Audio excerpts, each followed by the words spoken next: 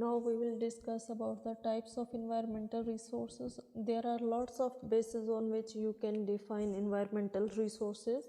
First base in which we will discuss is on the basis of origin, that how these resources are originated from the natural resources. So they could be biotic or abiotic.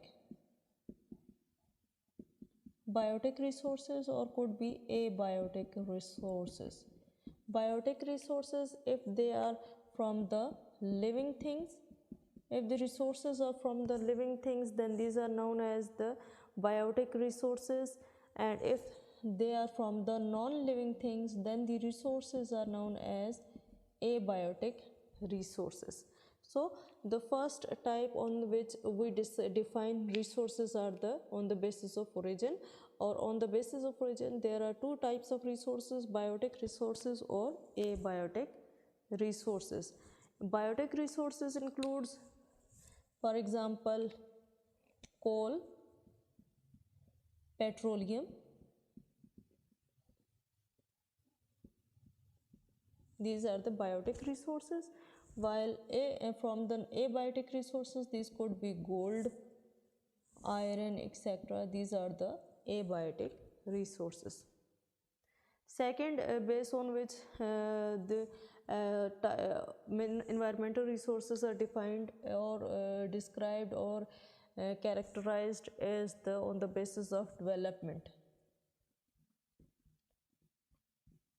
On the basis of development, that how they are developed. First type is on the basis of potential resources. Potential resources, that resources that exist in a region and may be used in the future. So these are the resources which are present in a region but they are not currently used. These could be used in the future. For example, if a country has petroleum in sedimentary rocks, it has a potential source until it is actually drilled out of the rock and it is put into use. Then it is the actual resources. Actual resources are those resources which have been surveyed and their quality and quantity has been determined and they are currently being used. So these are known as the actual resources. Reserve resources. Reserved resources are actual resources that can be developed profitably in the future. And then are the stock resources.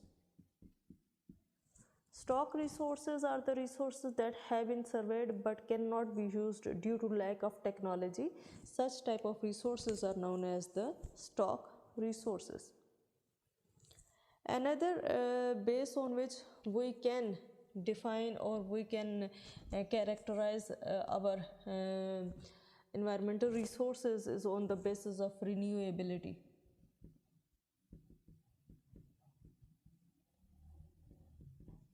Either the resources are renewable or non-renewable.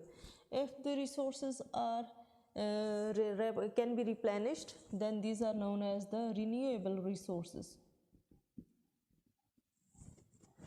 For example, sunlight, air and wind, these are available continuously and quantity is not noticeably affected by the human consumption. So these type of resources are known as the renewable resources, while non-renewable resources which could not be renewed or these resources are form extremely slow and do not naturally form in the environment.